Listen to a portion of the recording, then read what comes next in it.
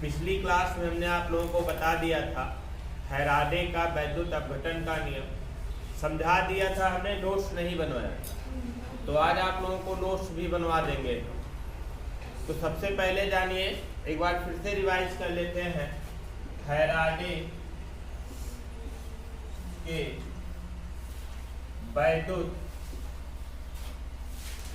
अपघटन के नियम, फैराडे के वैद्युत अपघटन के नियम रिवाइज कर लेते हैं।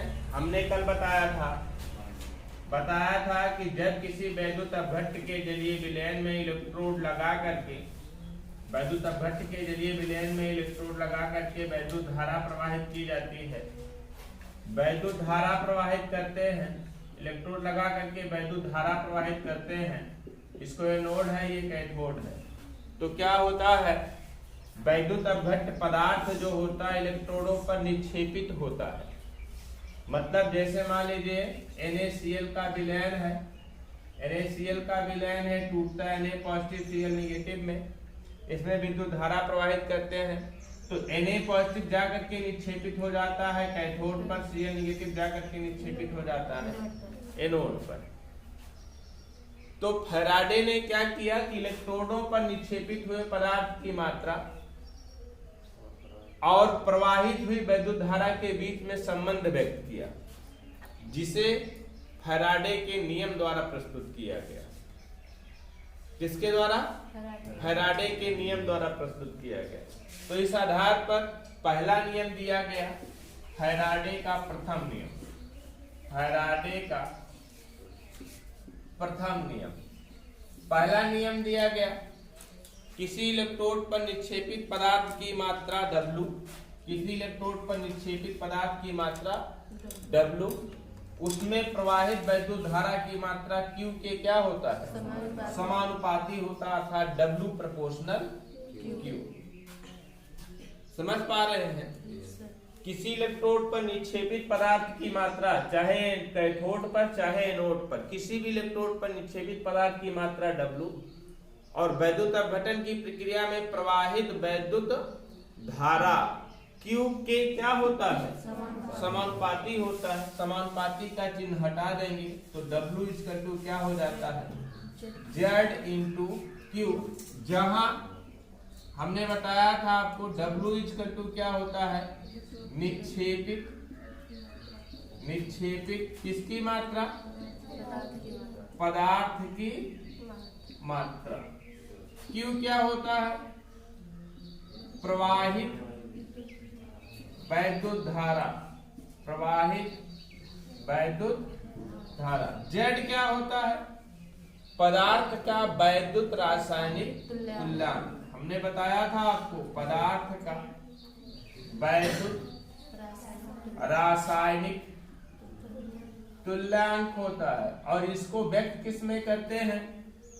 ग्राम प्रति कूलम। किसमें व्यक्त करते हैं?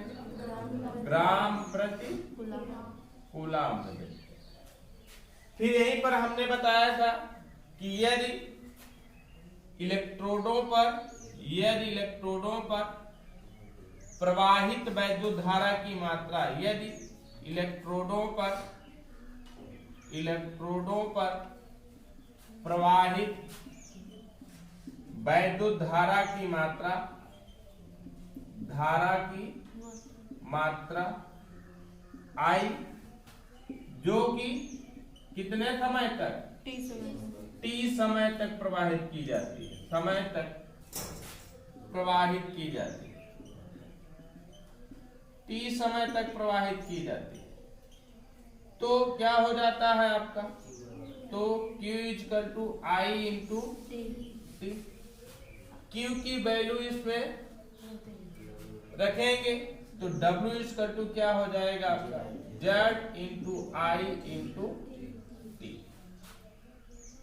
फिर लिखेंगे कि यदि I इक्वल टू कितना? 1 एम्पियर, T इक्वल टू कितना? 1 सेकेंड, है ना? तो क्या हो जाएगा आपका? W equal to Z। क्या हो जाएगा, W इक्वल टू Z। अर्थात यदि वैद्युत अपघटन की प्रक्रिया में 1 एम्पियर की धारा कितने सेकंड तक, 1 सेकंड तक प्रवाहित किया जाता है, तो पदार्थ इलेक्ट्रोडों पर निक्षेपित पदार्थ की मात्रा पदार्थ के वैद्युत रासायनिक तुल्यांक के बराबर। इलेक्ट्रोडों पर निक्षेपित पदार्थ की मात्रा पदार्थ के वैद्युत रासायनिक तुल्यांक के बराबर। समझ गए इसको ना। देखिए बेटा, किसी पदार्थ का 1 ग्राम तुल्यांक निक्षेपित करने में, ध्यान से समझिएगा हमारी बात को, किसी पदार्थ का कितना ग्राम तुल्यांक, 1 ग्राम तुल्यांक निक्षेपित करने में,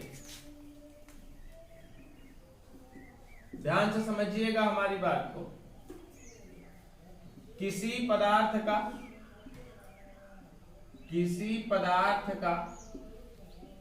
1 ग्राम तुल्यांक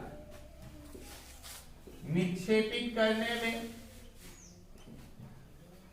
96,485 कूलाम की आवश्यकता होती है। 96,485 कूलाम विद्युत की आवश्यकता होती है। कितना,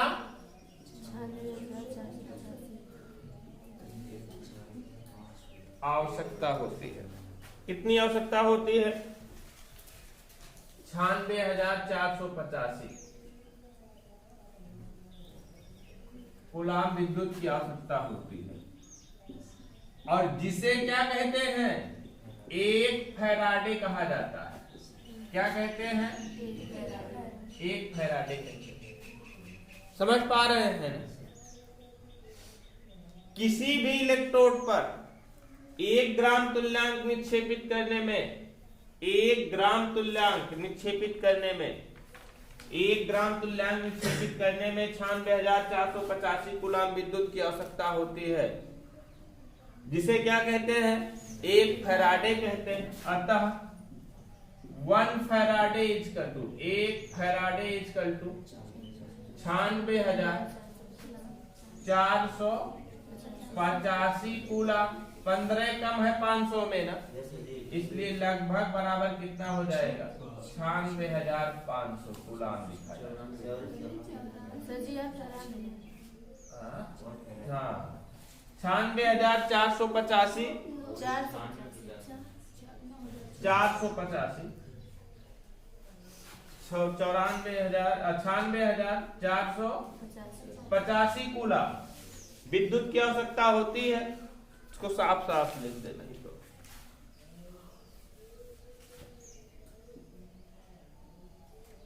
96,485 कूलाम, और लगभग बराबर कितना होता है, 96,500। मतलब क्या हुआ आपका यहाँ पर, 1 फैराडे बराबर 96,500 कूलाम, यही आता है। ये क्या है, मतलब कि 1 ग्राम तुल्यांक निक्षेपित करने में 96,500 कूलाम विद्युत की आवश्यकता होती है, जिसे क्या कहते हैं, 1 फैराडे। समझ रहे हैं ना। तो लिखिए फैराडे के विद्युत अपघटन के नियम, ये डाले हैं ना हेडिंग। प्रथम नियम बताया जाना, फैराडे का प्रथम नियम लिखिए। वैद्युत अपघटन में, इन्वर्टेड कामा में लिखिएगा, वैद्युत अपघटन में किसी इलेक्ट्रोड पर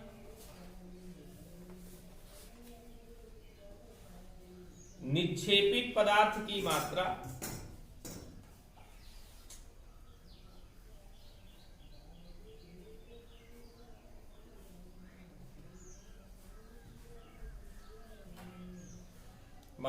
वैद्युत अपघट्ट में प्रवाहित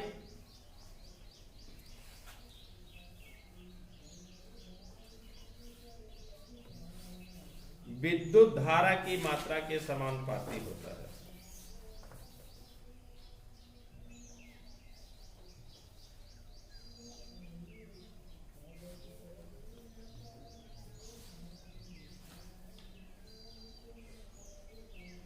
समानुपाती अर्थात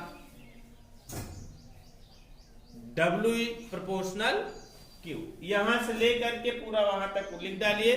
ध्यान दीजिएगा, जब यहां पर लिख लीजिएगा तो बताइए, है ना, यहां पर लिख लीजिएगा, बताइएगा, एक डेफिनेशन लिखना।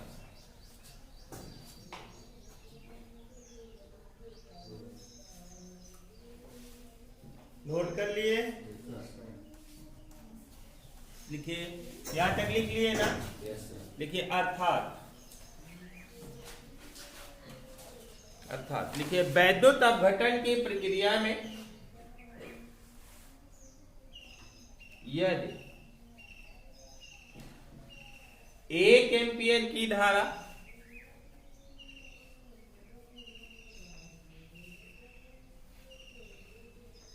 1 सेकंड तक प्रवाहित की जाती है तो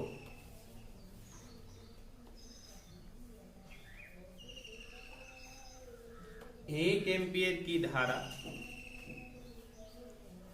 1 सेकंड तक प्रवाहित की जाती है तो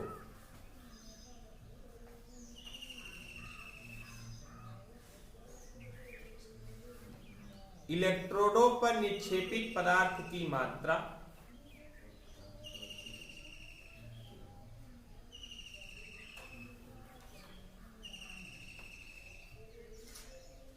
पदार्थ के वैद्युत रासायनिक तुल्यांक के बराबर होती है। लिख लिए, वेरी गुड।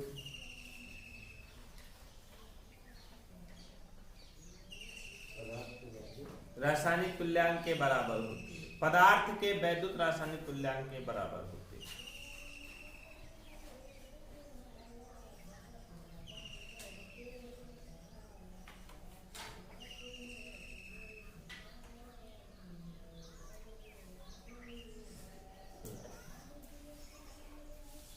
इसको नोट कर लीजिए नई लाइन से।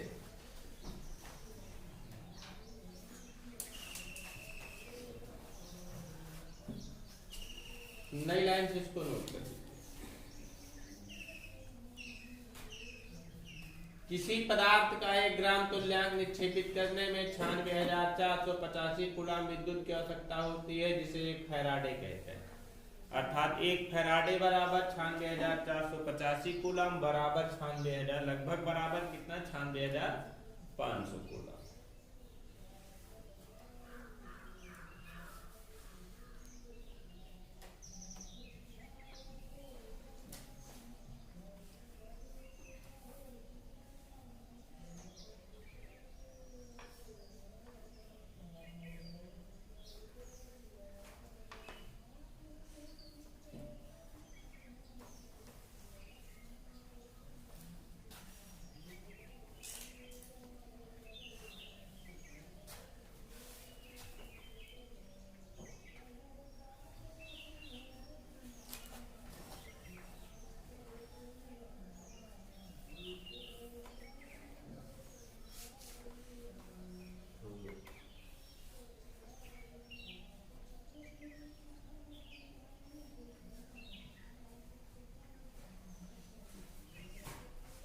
नोट किए,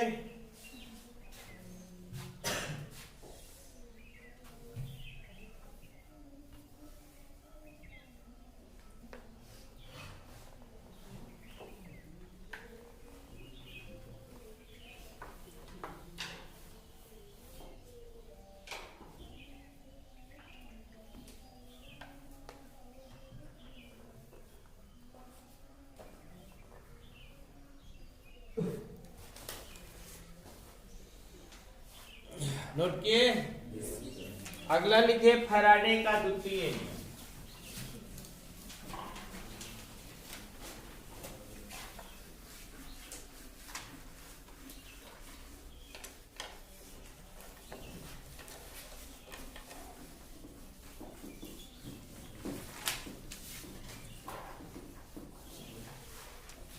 लिखिए फैराडे का द्वितीय नियम।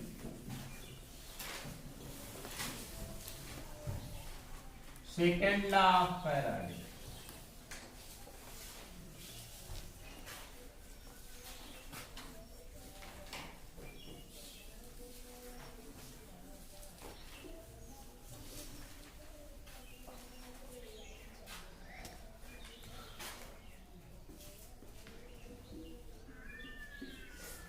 फैराडे का द्वितीय नियम।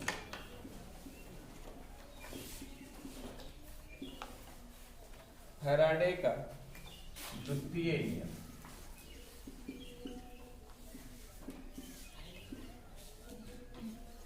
फैराडे का द्वितीय नियम क्या है? दो वैद्युत अपघट्ट हैं, एक वैद्युत अपघट्ट पदार्थ यहां, दूसरा वैद्युत अपघट्ट पदार्थ यहां, दोनों का अलग अलग जलीय विलयन बनाया गया है। मान लीजिए यहां पर क्या है, NaCl है, यहां पर मान लीजिए KCl है ना। दोनों का अलग अलग जलीय विलयन बनाया गया है और दोनों में विद्युत की मात्रा जो प्रवाहित की जाती है वो समान विद्युत की मात्रा प्रवाहित की जाती है। विद्युत की मात्रा जो प्रवाहित की जाती है वो इसमें भी Q और इसमें भी Q। और यदि इस इलेक्ट्रोड पर निक्षेपित पदार्थ की मात्रा W1 है और इस इलेक्ट्रोड पर निक्षेपित पदार्थ की मात्रा इस विद्युत अपघट्ट के किसी इलेक्ट्रोड पर निक्षेपित, इस वैद्युत अपघटन की प्रक्रिया में किसी इलेक्ट्रोड पर निक्षेपित पदार्थ की मात्रा W2 है तथा इनका पदार्थ का तुल्यांकी भार E1 है। पदार्थ का तुल्यांकी भार E1 है और इसका तुल्यांकी भार कितना है? E2 है। तो क्या होता है? W1 by W2 equal to E1 by E2। यही फैराडे का द्वितीय नियम है। समझ रहे हैं? मतलब कैसे परिभाषित करेंगे कि विद्युत की समान मात्रा विभिन्न वैद्युत अपघट्टों में प्रवाहित करने पर विद्युत की समान मात्रा Q मात्रा इसमें भी प्रवाहित किया जा रहा है, Q मात्रा इसमें भी प्रवाहित किया जा रहा है। विद्युत की समान मात्रा विभिन्न वैद्युत अपघट्टों में प्रवाहित करने पर इलेक्ट्रोडों पर निक्षेपित विभिन्न पदार्थों की मात्राएं उनके तुल्यांकी भारों के क्या होती हैं? समानुपाती होती है। उनके तुल्यांकी भारों क्या होती हैं? समानुपाती होती हैं। अर्थात W1 by W2 equal to E1 by E2, जहां W1 W2 क्रमशः विभिन्न वैद्युत अपघट्टों के इलेक्ट्रोडों पर निक्षेपित पदार्थ की मात्राएं हैं और E1 और E2 क्रमशः क्या है? उनके तुल्यांकी भार। समझ रहे हैं? तो लिखिए, इन्होंने कहा, लिखिए विद्युत की समान मात्रा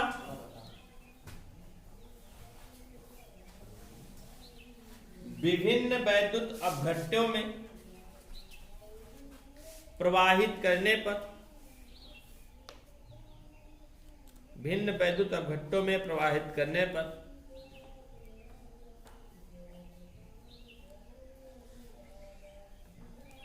इलेक्ट्रोडों पर निक्षेपित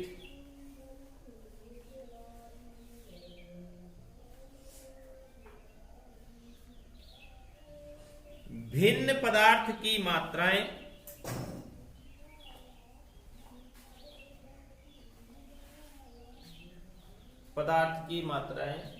उनके तुल्यांकी भारों के समानुपाती होती है।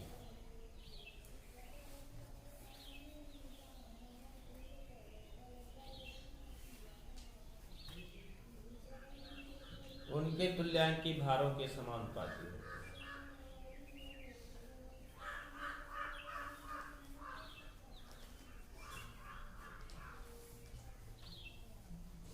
अर्थात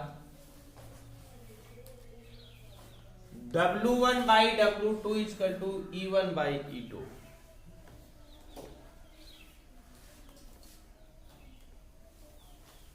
W1 by W2 equal to E1 by E2, जहां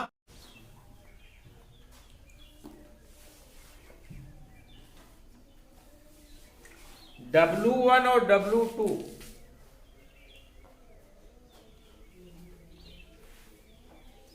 विद्युत की समान मात्रा प्रवाहित करने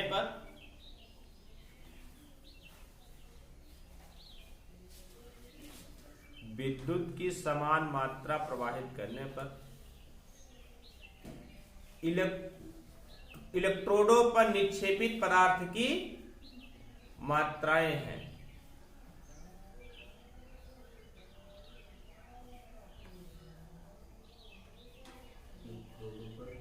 निक्षेपित पदार्थ की मात्राएं हैं।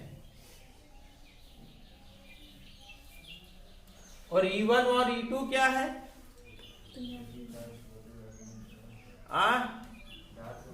हाँ, तथा E1 व E2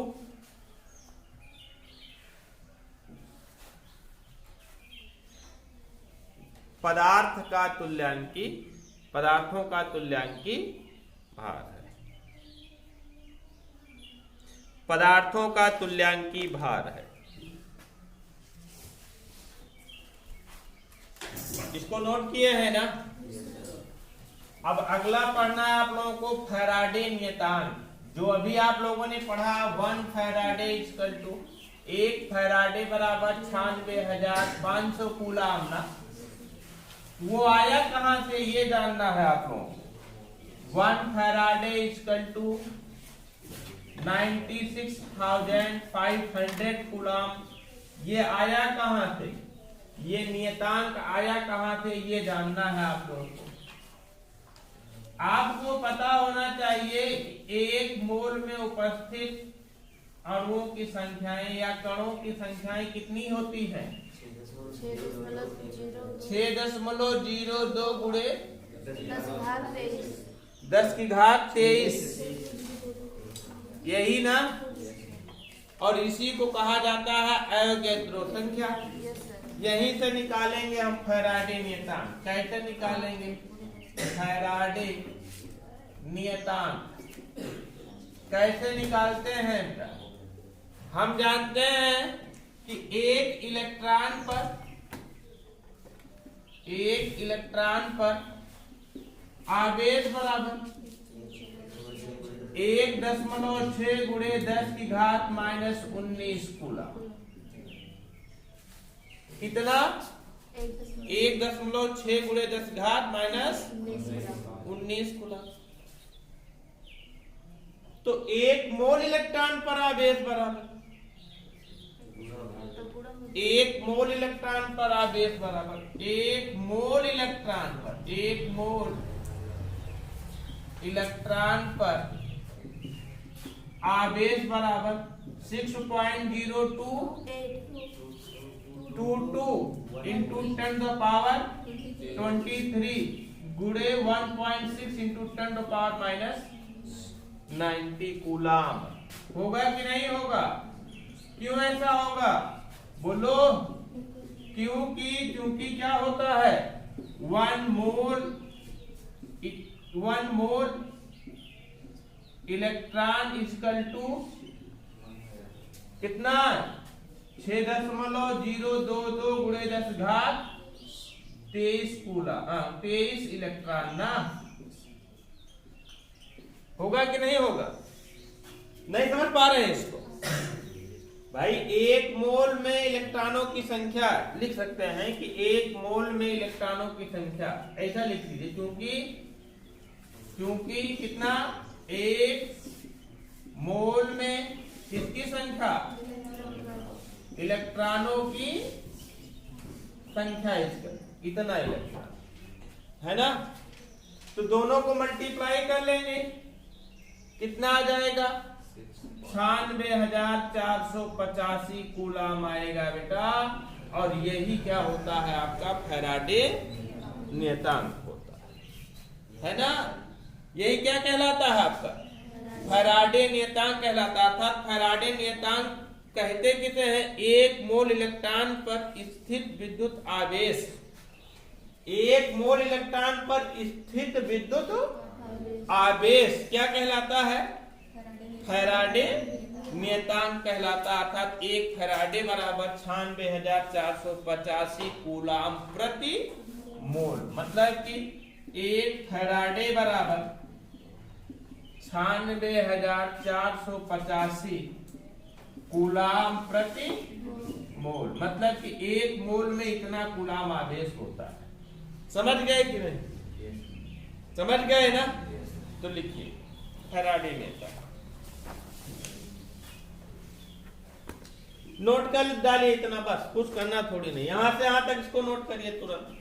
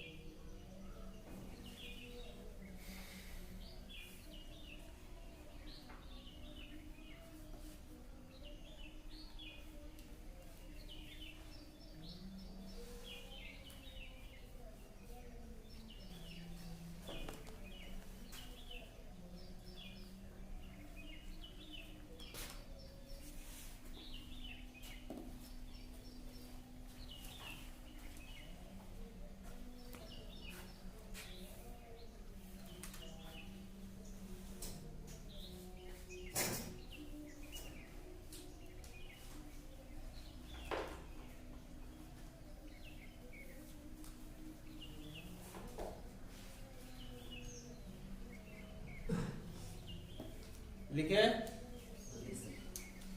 हाँ लिखिए, लिखिए। एक मोल इलेक्ट्रॉन पर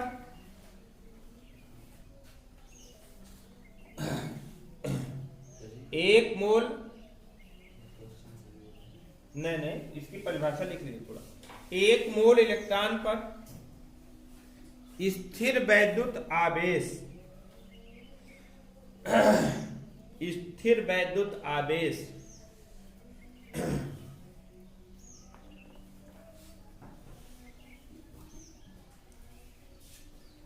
फैराडे या फैराडे नियतांक कहलाता है। फैराडे या फैराडे नियतांक कहलाता है।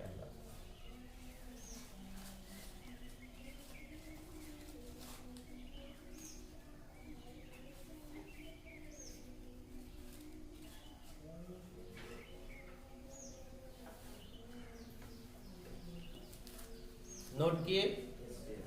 अगला लिखिए धारा दक्षता। धारा दक्षता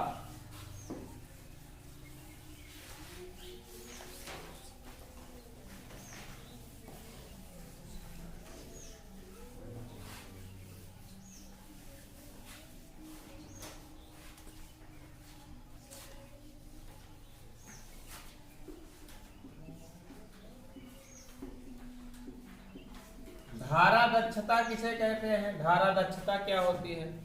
सूत्र से ही जानिए आप लोग। धारा दक्षता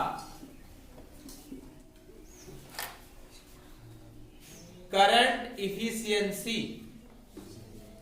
करंट इफिशियंसी। धारा दक्षता बराबर क्या होता है? वास्तविक उपज, उपज बटे सैद्धांतिक उपज। क्या? सैद्धांतिक उपज गुणे 100। अब कहेंगे कि ये क्या नई चीज आ गई? वास्तविक उपज, सैद्धांतिक उपज। देखिए बेटा, जब किसी भी वैद्युत अपघट्ट के जलीय विलयन में इलेक्ट्रोड लगा करके वैद्युत धारा प्रवाहित किया जाता है, प्रयोग किया जाता है, प्रयोग किया जाता है किसी वैद्युत अपघट्ट के जलीय विलयन में इलेक्ट्रोड लगा करके वैद्युत धारा प्रवाहित करते हैं, तो इस इलेक्ट्रोड पर पदार्थ मुक्त होगा, निक्षेपित होगा कि नहीं होगा? जो पदार्थ निक्षेपित होगा एक्चुअल में, उसे क्या कहेंगे हम? वास्तविक उपज। क्या कहेंगे हम? वास्तविक उपज। लेकिन यही जो उपज हो रहा है, मतलब जो मुक्त हो रहा है, इसको प्रयोग के द्वारा ना निकाल करके फैराडे नियम के द्वारा निकालें। किसके द्वारा निकालें? फैराडे नियम के द्वारा निकालें। भैया उनको जगा दो।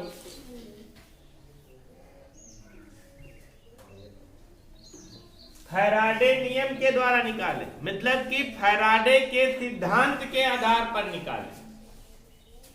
किसके आधार पर निकालें?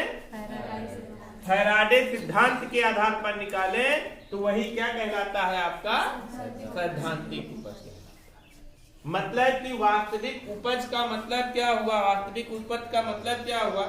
पदार्थ की इलेक्ट्रोडों पर निक्षेपित हुई, पदार्थ की इलेक्ट्रोडों पर निक्षेपित हुई मात्रा। वास्तविक उपज बराबर क्या होगा आपका? पदार्थ की किस पर? इलेक्ट्रोडों पर निक्षेपित हुई मात्रा है। जबकि सैद्धांतिक उपज क्या होता है आपका? सैद्धांतिक उपज क्या होता है? फैराडे नियम द्वारा या आयन इलेक्ट्रॉन समीकरण द्वारा निक्षेपित हुई पदार्थ की मात्रा। प्रयोग ना किया जाए, किसके आधार पर निक्षेपित पदार्थ की मात्रा निकाला जाए? फैराडे नियम के द्वारा। तो सैद्धांतिक उपज कहते हैं। तो मतलब किसके द्वारा? फैराडे नियम द्वारा या किसके द्वारा? आयन इलेक्ट्रॉन समीकरण द्वारा। आयन इलेक्ट्रॉन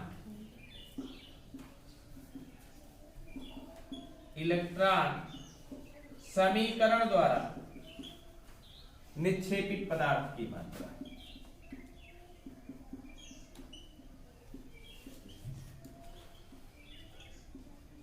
समझ गए कि नहीं?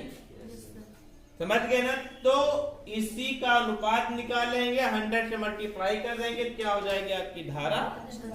नोट कर लीजिए, नोट कर लीजिए इसको, बाकी कल पढ़ाएंगे।